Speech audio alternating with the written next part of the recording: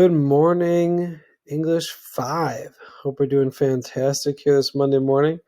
Again, I'm sorry that I'm not going to be there for the hybrid students as my son's daycare decided that they needed to shut down. Well, they need to shut down for some protocol reasons. I'm going to try to be in class on Tuesday. We'll see about the rest of the week, though. I might have to be out the rest of the week. But anyway, really exciting is that today are going to officially assign your first summative assessment, that 70% category. So that's very exciting. That's that first opportunity that you can really start working towards putting together those assignments that you need to pass the course. But and the other side of things, would be the first area where you could potentially start to fail the course. So let's stick with the first one and look at it as an opportunity to make sure you're starting to set in stone, completing those necessary assignments so that you can pass the course and get this credit that you need for graduation. That's always the end game goal that we should have. All right. So obviously this will be pushed out by the time you're watching this, but underneath the RIT2 are all 4 unit. I have the RIT2 objective summary summative assessment. So it's right here for you.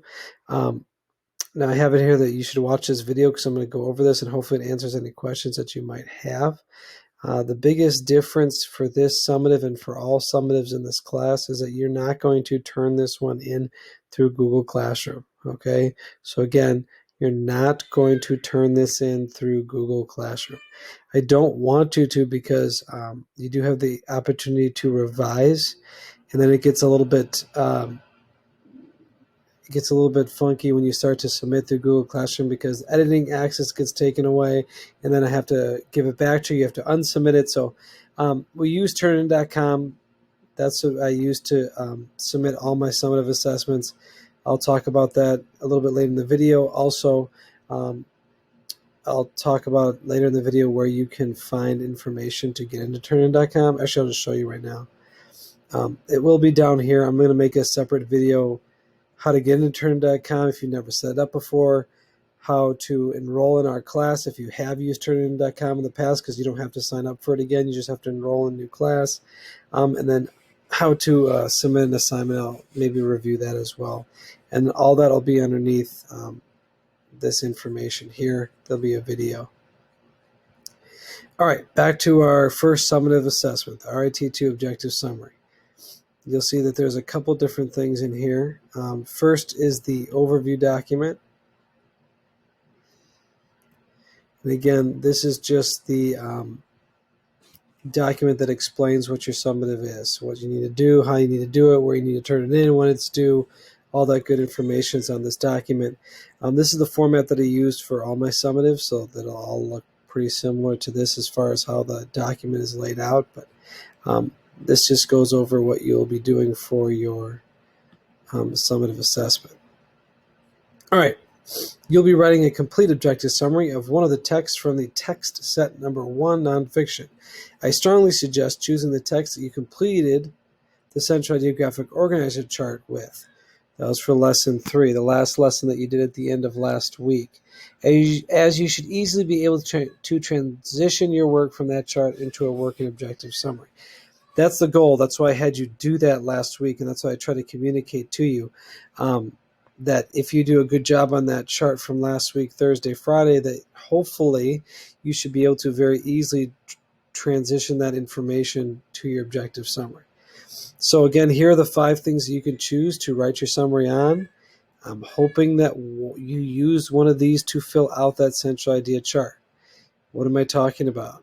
Okay, last week, lesson 3, all right, you should have filled out one of these charts.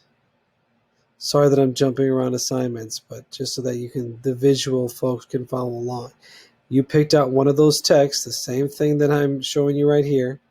You picked one of these bad boys out, and you filled in this chart. Okay, I would use that same exact one to write your objective summary, summative assessment on. All right, there's that skill standard again. Format, you need 1 complete paragraph. The objective summary just needs to be 1 paragraph. Written on the pre-formatted Google document shared out to you via Google Classroom. It's underneath the same exact assignment that we got this document from. It says to make sure to edit the heading to include your personal information, your first and last name. Also make sure to put your last name for a page number header in the upper right corner. Make sure the paragraph is double spaced, size 11 and 12 font. Keep Tinos as the font choice. I have it all formatted correctly. Just don't mess it up. Okay. Last thing, underneath the format requirements, objective summaries may include an occasional direct quote, but it must be brief, a small phrase, and fit naturally into your own words. It should not dominate the summary or dominate the sentence. What I tell students is that it's very hard to do that effectively, so just don't use any direct quotes. You don't need them, don't use them. It's tough to do that well. A lot of my freshmen were trying, and I had a lot of freshmen delete their quotes out of there because they weren't using them correctly. You don't need quotes in an objective summary, so you might as well just not put them in. All right, where's this document that you're going to type your paragraph on? That's in the same assignment listing here for your objective summary. There's one document that looks like it's the start of a paper. This is what has made a copy for you, shared out to you. Again, you can see how it is formatted already for you. You just have to edit a couple items. Like up here, you put your first and last name. You delete what's not your hour. So if you're in first hour, delete second and sixth. If you're, so on and so forth. And then this is a page number heading. Delete last name, type your last name in. Then this is already double spaced and in the correct size and font. So all you need to do is to delete that and start typing your paragraph. Or you could start to copy and paste information over from your chart and then work to just edit and revise, maybe delete some things, add some things in there to make it a cohesive one paragraph that summarizes the entire text, start to finish, and shows how the essential ideas develop over the course of that text and connect with one another. All right. I have the process here. Choose one of the text from text set number 1. Again, I recommend that you choose the one that you did for the graphic organizer from last week.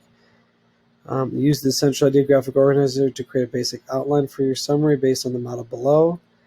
Then write a complete paragraph on that document. Afterwards, you can look it over. Here's some questions to ask.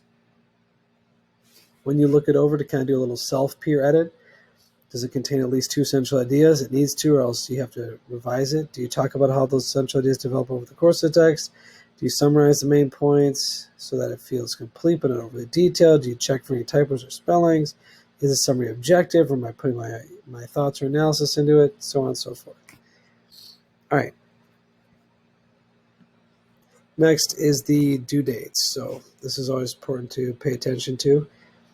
The initial due date, again, I talked to you about how the summatives work. They have a couple different dates, so you have to make sure that you're following along.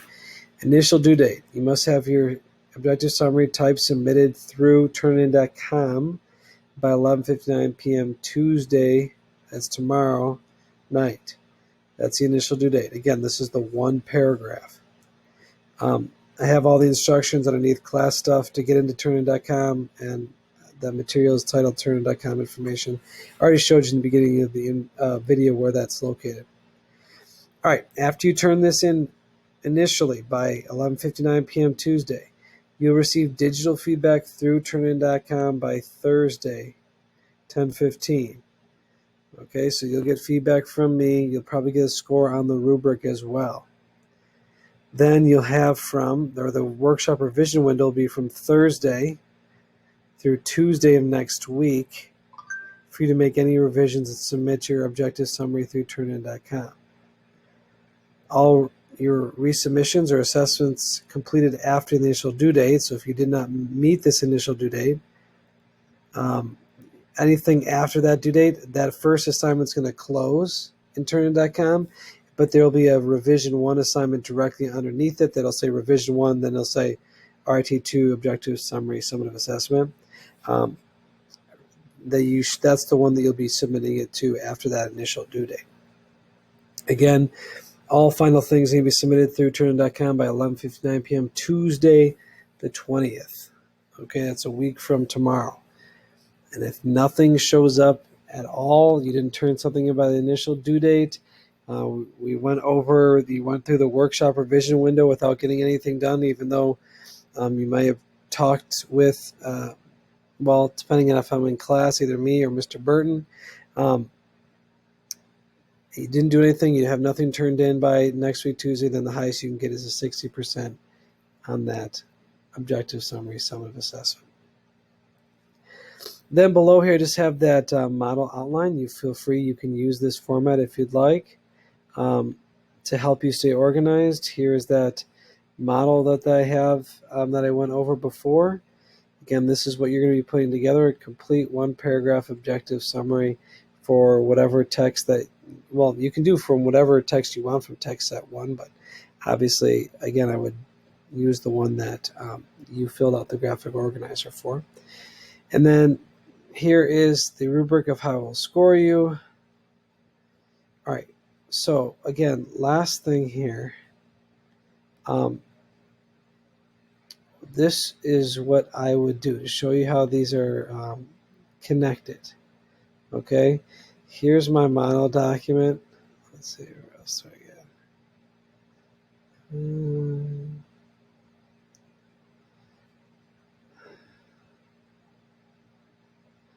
Okay.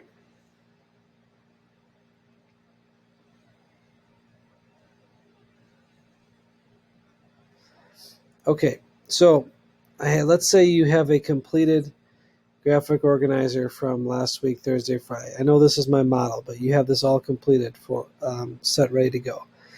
It's really easy to transition this to an objective summary. What you could start with is you could copy and paste the central idea statement in green. That's exactly what's right here. Okay. Then what you could do is a couple different things. You could either copy and paste an outline onto this document or onto this document, fill in the outline, and then delete all the different parts so it looks like a paragraph. You can do it that way. Like you could quite literally, or in this document maybe. Sorry, got 100 things out here.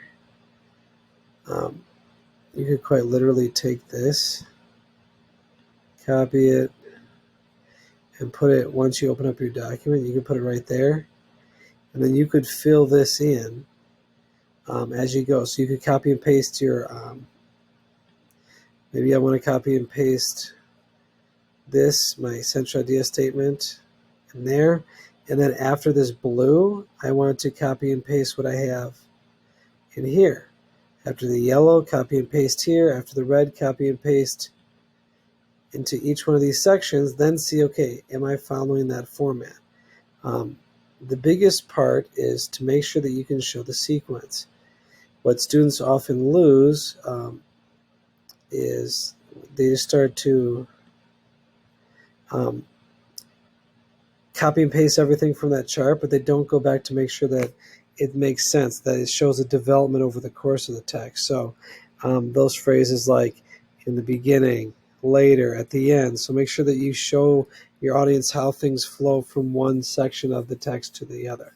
So that's why I'm saying you kind of have to, you can start by copy and pasting over the information that you have here, but if it doesn't fit that format where your audience can see how you move through the text and how you're bringing up those ideas again, and you're supporting them or you're connecting them back through each part of the summary, then you have to maybe tweak it a little bit. But a couple different strategies. I know I'm talking a lot about it, but I'm sure if I'm not there as well, then Mr. Burton can help you try to put that together. It's really just one paragraph, and it shouldn't be, hopefully, that difficult for you. Okay? But again, you're using this document, editing it, you're going to get your final one paragraph summary here and turning it in through turnitin.com. Initial due date is tomorrow night by 11:59 p.m. Email me, email Mr. Burton, talk to Mr. Burton at school if you have any questions on that.